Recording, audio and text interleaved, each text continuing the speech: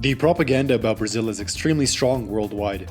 Beaches, Carnaval, hot weather, beautiful people, etc., etc. My first impression of Brazil was the song Samba de Janeiro by Bellini in my absolute youth in 1997. And for the next 2 decades, this was the image of Brazil implanted into my head. In my adolescence, in a video game called Final Fantasy VII, was a mini town called Costa del Sol, which featured the most relaxing music I had ever heard. Later on, I learned this genre of music is called bossa nova, which is also famously Brazilian. Fast forward to my travel years, and in 2015, I met a friend who told me his dream was to live in Rio de Janeiro, Brazil. So, after almost 2 decades, it was time to give Brazil a try and experience the world-famous propaganda firsthand. Right before going, I spent 3 months learning Brazilian Portuguese with listen and repeat style lessons to at least get the basics. Unfortunately, the version of Brazilian Portuguese spoken in Rio de Janeiro sounds completely different than the rest of Brazil. So I entered Rio de Janeiro barely understanding anything anyone was saying. But as the saying goes, you live and learn. Rio de Janeiro is an absolutely enormous place with so many places to visit. So this is a compilation of my review after living there for 3 months, along with 3 additional visits a year later to places that I missed the first time around. Alright, what up, is Leonidas here in Copacabana, Rio de Janeiro. In English it would be Rio de Janeiro, but in Brazilian Portuguese you pronounce the beginning R's of any word as an H.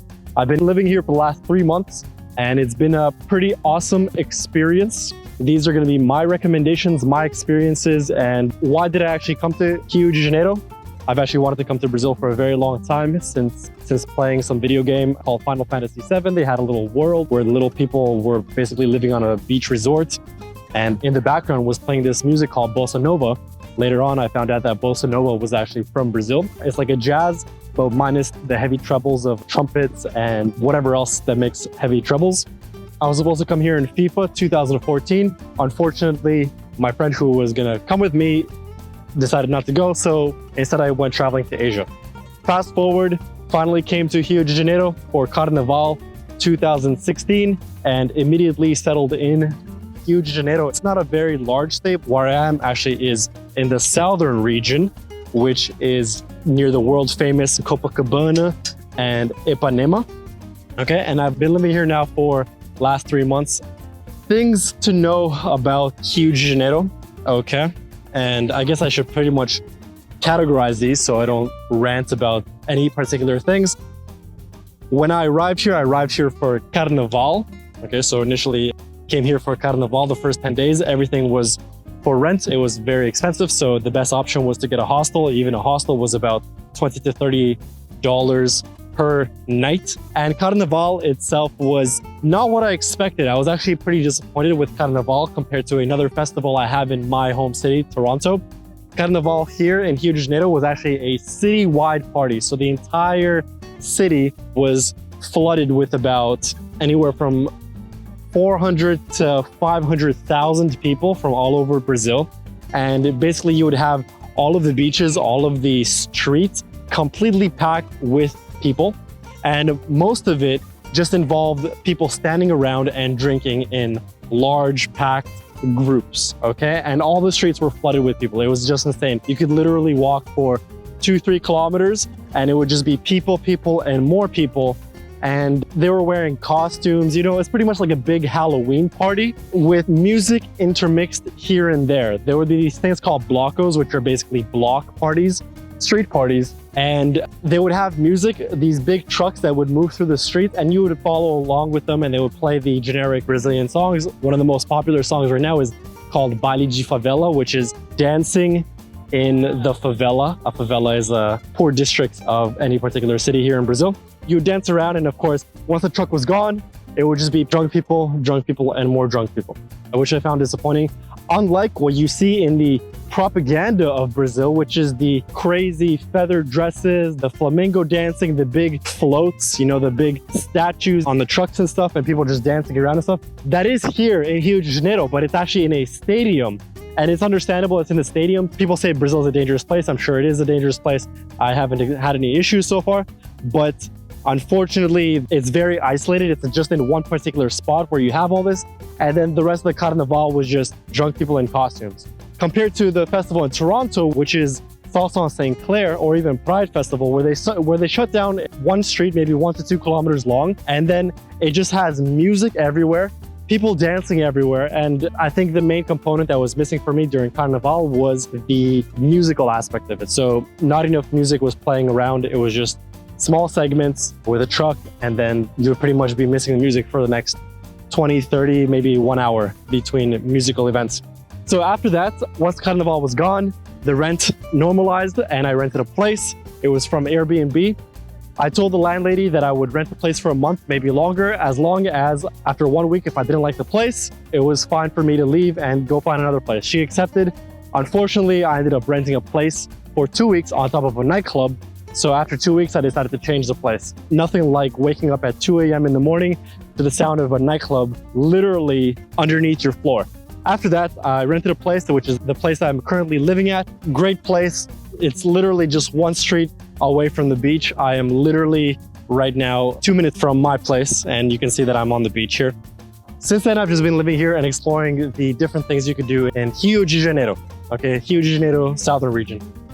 Popular things to do here are go see the Jesus statue up on the mountain. There's lots and lots of hills here. You can also go to Pão de Açúcar, which means sugar bread mountain. Okay, it's also another cool view.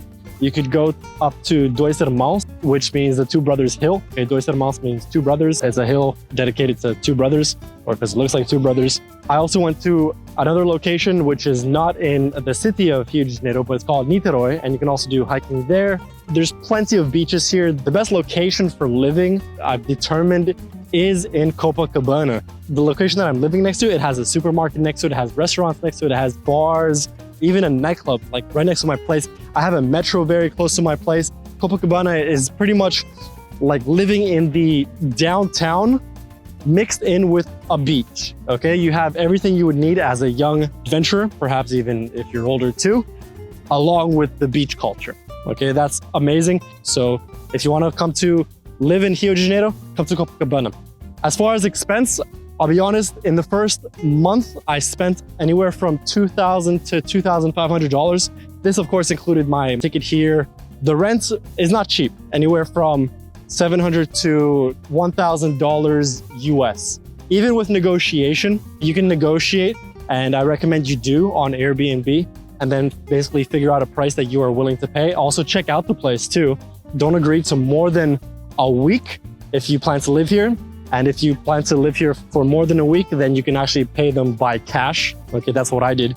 I said, if I don't like the place after a certain period, I'll just leave.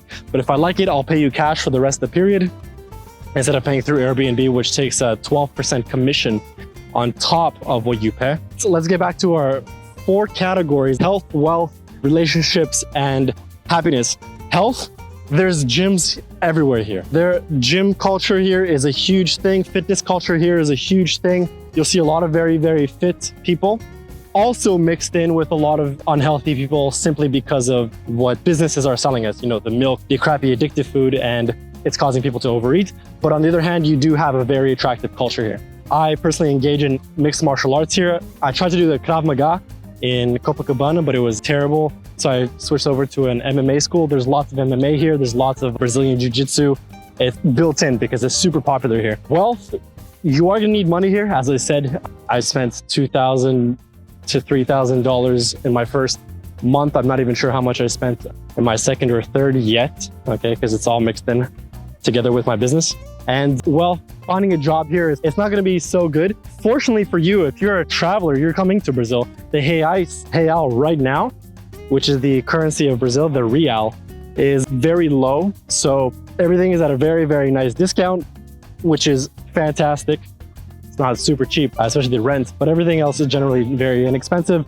Taking the bus is $1, taking the metro is $1. You can get large drinks for $1, $2 beers, or if you like to drink, anywhere from $2 to $3 if you go to a nice fancy bar here in the area.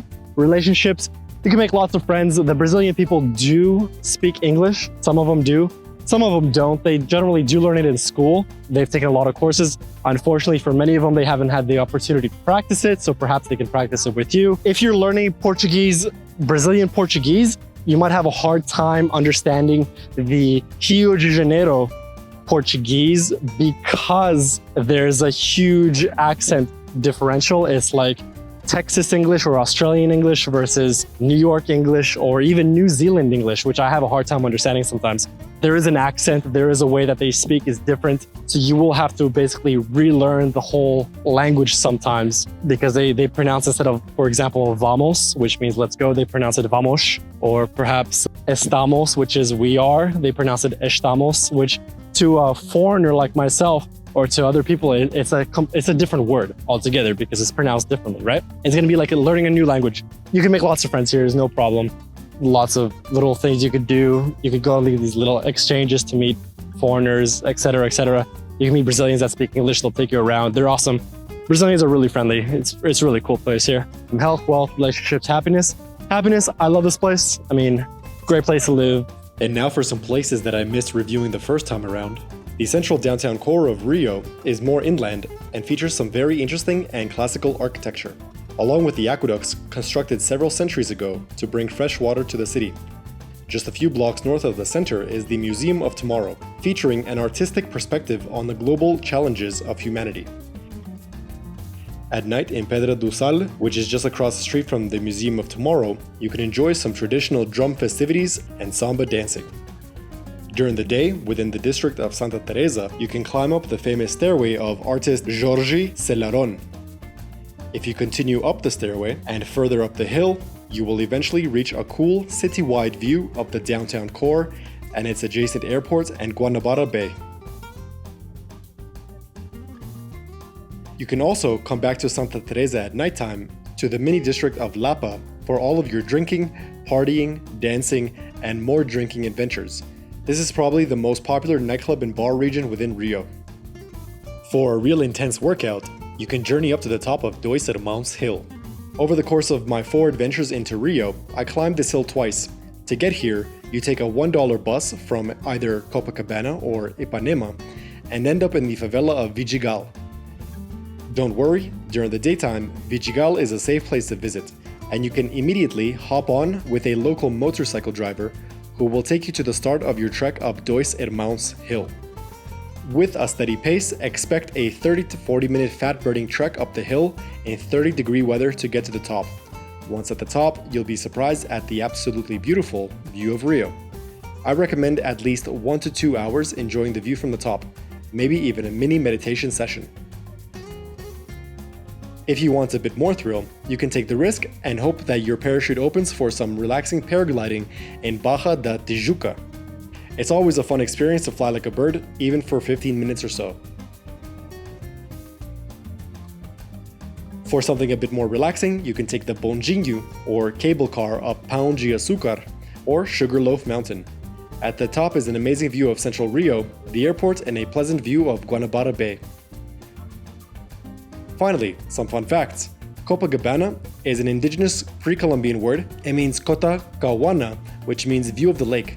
Ipanema means stinky water or bad water, which in the correct context meant it was simply not a good location to go fishing.